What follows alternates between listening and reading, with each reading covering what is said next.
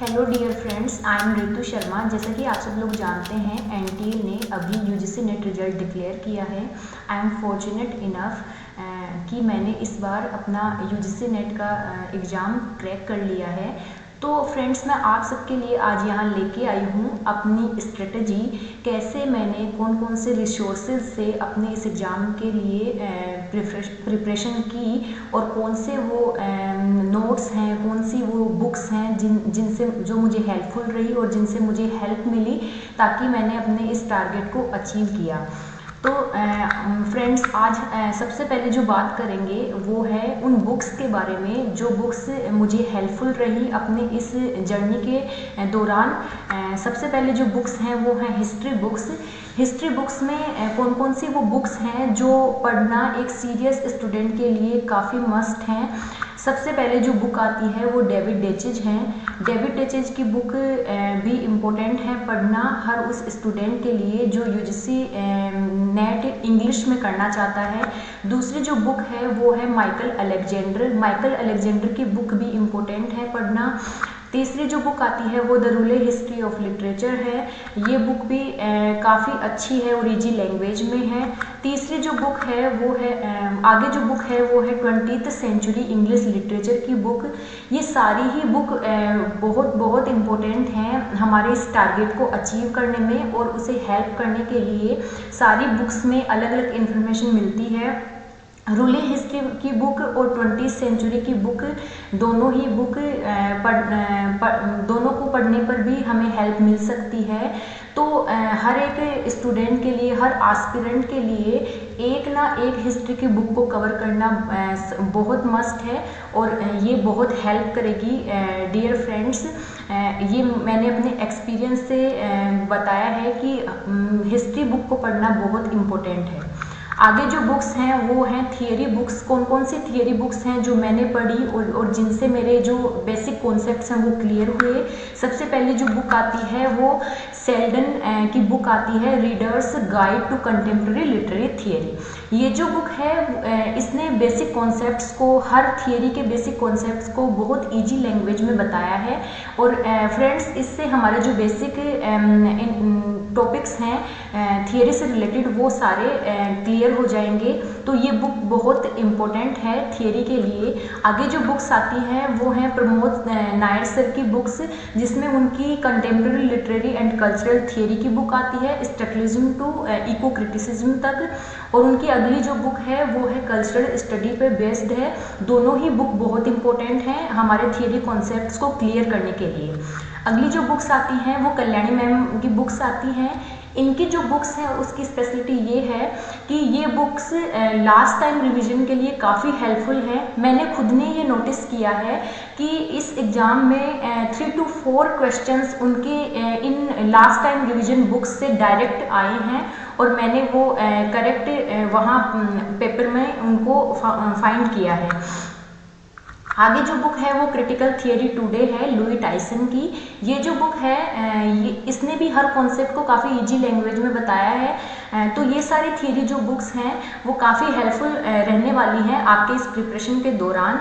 तो फ्रेंड्स, इन सारी बुक्स को आपको अच्छे से कवर करना है। इनमें से एक दो बुक्स कवर करके भी आप अपने कॉन्सेप्ट्स को क्लियर कर सकते हैं। आगे जो मैं बात करूँगी वो है compiled notes of Saurabh sir.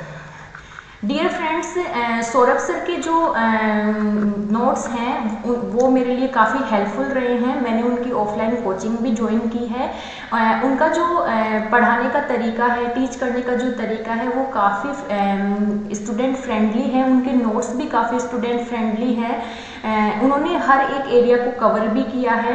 उनके चाहे हम पीडीएफ्स की बात करें या फिर उनके हार्ड कॉपी नोट्स की बात करें, उन्होंने काफ़ी अच्छे से हर एरिया को, या ब्रिटिश एजेज हैं या फिर कोई भी टेक्स्ट की समरी है, उनको काफ़ी अच्छे से बताया है। थियरी नोट्स और कल्चरल स्टडी के नोट्स उनके काफ़ी अच्छे हैं। हर एक कॉन्सेप्ट को अच्छे से वो क्लियर करते हैं। तो सौरभ सर के जो कोचिंग रही है वो मेरे लिए काफ़ी हेल्पफुल रही है। आगे जो बात करेंगे डियर फ्रेंड्स वो है यूट्यूब चैनल्स की बात करेंगे। कौन कौन से यूट्यूब चैनल्स हैं जिन्होंने मुझे हेल्प की है। सबसे पहला जो चैनल आता है ऑब्वियसली लिटिसिटी बाय सौरभ सर। इनका ये जो चैनल है इस पे हमें हर एक टॉपिक से रिलेटेड या फिर जो इम्पोर्टेंट टॉपिक्स हैं उनसे रिलेटेड हमें वीडियोस देखने को मिलती हैं। वैसे तो सर के चैनल पे क्रोनोलॉजिकल वे में मटेरियल नहीं है, लेकिन जो भी टॉपिक्स पे उन्होंने वीडियोस बनाए हैं वो काफ़ी इम्पोर्टेंट हैं यूजीसी नेट के लिए, और उनके जो क्विजेज हैं वो भी बहुत हेल्पफुल रहने वाली हैं आपके लिए डियर फ्रेंड्स। आगे जो चैनल है वो कल्याणी मैम का यूट्यूब चैनल है। कल्याणी मैम के यूट्यूब चैनल पे भी ऑथेंटिक इन्फॉर्मेशन मिलती है। दोनों ही ये जो चैनल है वो काफ़ी हेल्पफुल रहने वाले हैं आपके लिए। अगला जो चैनल है वो है limitless literature bye Nakul sir. Limitless literature जो कि नकुल सर वहाँ लेक्चर लेकर आते हैं। नकुल सर भी हर एक कॉन्सेप्ट को काफ़ी डेप्थ से बताते हैं। उनकी ये स्पेशलिटी है कि वो हर एक टेक्स्ट के बारे में अच्छे से इन्फॉर्मेशन प्रोवाइड करते हैं। तो डियर फ्रेंड्स ये यूट्यूब चैनल्स हैं जिनसे आप हेल्प ले सकते हैं अपनी प्रिपरेशन में। आगे जो बात करेंगे वो है फर्स्ट पेपर की। तो डियर फ्रेंड्स मैं ये कहना चाहती हूँ कि हर एक यूजीसी नेट एस्पिरेंट यानी जो इंग्लिश में यूजीसी नेट के टारगेट को अचीव करना चाहता है उसके लिए फर्स्ट पेपर पे फोकस करना उतना ही ज़रूरी है जितना वो सेकंड पेपर पे फोकस करना चाहता है। तो फर्स्ट पेपर पे फोकस करने के लिए कौन कौन सा मटेरियल है, मैंने जो यूट्यूब चैनल्स फॉलो किए हैं वो तलवीर सर का यूट्यूब चैनल है, तोसीबा मैम का यूट्यूब चैनल है, और नव क्लासेस जो कि नवदीप मैम चलाते हैं। ये सारे ही यूट्यूब चैनल्स काफ़ी हेल्प करने वाले हैं। और इनकी जो बुक्स हैं जैसे कि नवदीप मैम की बुक आती है, KVS मदान की बुक आती है, ये सारी ही बुक आपके फर्स्ट पेपर के 10 यूनिट्स को कवर कर लेंगी और उससे आपको 35 प्लस टारगेट करने में कोई भी डिफ़िकल्टी नहीं आएगी।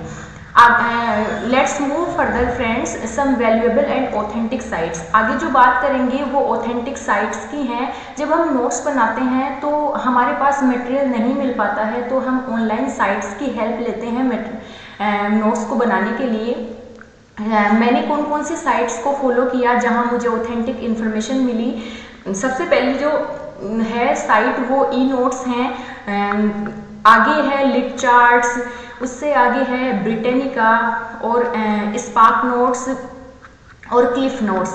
ये सारे ही जो साइट्स हैं वो काफ़ी ऑथेंटिक और वैल्यूएबल इंफॉर्मेशन प्रोवाइड करती हैं। हम किसी भी टेक्स्ट को ले सकते हैं, उससे रिलेटेड उसकी शॉर्ट समरी है, उसकी एक्ट वाइज समरी है, उसके कैरेक्टर्स हैं, सारी चीज़ों को हम वहाँ से देख सकते हैं। आगे जो बात करूँगी फ्रेंड्स वो है सेल्फ मेड नोट्स। ऑब्वियसली हर एक स्टूडेंट के अपने खुद के बनाए हुए नोट्स उसे काफ़ी हेल्प करते हैं। उन्हें जब हम बनाते हैं तो वो लॉन्ग लास्टिंग होते हैं मेमोरी में। तो मैं प्रेफर करूँगी खुद के नोट्स बनाने के लिए और उन्हें टाइम टू टाइम रिवाइज करने के लिए। जैसे कि आप देख सकते हैं मेरे खुद के कुछ नोट्स बनाए हुए हैं और उनमें मैंने कैसे कैरेक्टर्स को बनाया है, कैसे उनके समरी को कवर किया है, उन कैरेक्टर्स के रिलेशनशिप को बताते हुए, जो कि मुझे लास्ट टाइम रिवीजन में काफ़ी हेल्पफुल रहे हैं। मैंने मेजर राइटर्स को टारगेट किया है, माइनर राइटर्स की इन्फॉर्मेशन मैंने वैसे ही पढ़ी है, मेजर राइटर्स को टारगेट करते हुए मैंने नोट्स बनाए हैं, जैसे आप देख सकते हैं। और जो नोट्स बनाए वो फ्लो चार्ट और डायग्राम के फॉर्म में बनाए, ताकि जब हम लास्ट टाइम में रिवीजन करते हैं तो हमें इजी पड़ता है, उन्हीं नोट्स को हम काफ़ी कम टाइम में रिवाइज कर सकते हैं बार बार। आगे जो है वो इसमें है कि हम नोट्स को हाइलाइटेड फॉर्म में बनाएं या हाइलाइटर से बनाएं, थोड़ा इंटरेस्ट क्रिएट करते हुए बनाएं, ताकि जब हम नोट्स को रिवाइज करें तो हमें पढ़ते हुए खुद को इंटरेस्ट आए और उनको हम अच्छे से रिवाइज कर सकें। आगे जो बात करूँगी वो मेरे ये नोट्स हैं, आप देख सकते हैं थियरी के बारे में है, ये थियरी से रिलेटेड मेरे नोट्स हैं। वैसे डियर फ्रेंड्स आपको लगेगा कि इसमें काफ़ी टाइम कंज्यूम हो सकता है, तो हर एक पर्सन का अपना खुद का वे होता है नोट्स को बनाने का, तो आपको जो सुटेबल वे लगे उसमें आप नोट्स बना सकते हैं। अब जो मेन बात है डूज और डोंट्स की, कौन सी चीज़ें हैं जो मैंने सीखी अपनी इस जर्नी के दौरान और कौन सी चीज़ें हैं जो मैंने फॉलो की। सबसे पहली जो बात है, नोट्स को बार बार रिवाइज करना, रिवाइज रिवाइज एंड रिवाइज। जितना ज़्यादा हम किसी चीज़ को रिवाइज करते हैं वो उतनी ही ज़्यादा लॉन्ग लास्टिंग हमारी मेमोरी में होती है। PYQs को प्रैक्टिस करना, हमें ये पता चलता है कि कैसे UGC नेट अपने क्वेश्चंस की लैंग्वेज को रखता है, तो वो चीज़ भी हमें PYQs से पता चलेगी, उनको भी हमें बार बार प्रैक्टिस करना है। Equal focus on first paper, first paper पे भी हमें उतना ही फोकस करना है जितना हम सेकेंड पेपर पे करेंगे, क्योंकि सेकेंड पेपर में इंग्लिश लिटरेचर में इतना लेंथी सिलेबस होता है कि हम उसको पूरा कवर नहीं कर पाते हैं। तो हमें उसके लिए फर्स्ट पेपर में भी अपने अगर हम टारगेट बना के चलते हैं 35 प्लस का, तो हमें काफ़ी हेल्प मिलती है। ब्रिटिश लिटरेचर को ज़्यादा वेटेज देना है, ज़्यादा टारगेट बनाना है, क्योंकि ब्रिटिश लिटरेचर से, जैसे कि मेरे सीनियर्स से भी मुझे पता चला और मेरा खुद का एक्सपीरियंस है कि ब्रिटिश लिटरेचर से काफ़ी टारगेट करते हैं क्वेश्चंस फ्रीक्वेंटली मेजर राइटर्स से, तो हमें ब्रिटिश लिटरेचर को टारगेट करना बहुत ज़रूरी है। फोकस्ड रहना है डियर फ्रेंड्स, पेशेंस रखना है और बेसिक्स को क्लियर करना है। जो बेसिक्स हैं, बेसिक कॉन्सेप्ट हैं, उनको क्लियर करना बहुत ज़रूरी है। अब आगे बात करेंगे डोंट्स की। कौन सी चीज़ें हैं जिनको हमें अवॉइड करना है, इग्नोर करना है। ज़्यादा टाइम वेस्ट नहीं करना है ज़्यादा से ज़्यादा नोट्स बनाने में। जितने ज़्यादा नोट्स बनाएंगे, ये है कि हम नोट्स बनाएं लेकिन अगर वो रिवाइज नहीं हो रहे हैं तो वो नोट्स किसी भी तरीके से हमें हेल्प नहीं कर पाएंगे। हमें लर्निंग में हरी नहीं करनी है, हमें आराम से हर एक टॉपिक को टाइम देना है ताकि उसके जो बेसिक कॉन्सेप्ट्स हैं वो हम समझ पाएँ। Don't give too much time to a particular area. अगर हम एक ही एरिया में फंस के रह जाएंगे तो बाकी एरिया छूट जाएंगे, स्किप हो जाएंगे और हम उन एरियाज को टारगेट नहीं कर पाएंगे, जिससे हम एक ही पर्टिकुलर एरिया में फंस कर रह जाएंगे। Avoid shortcuts and gimmicks.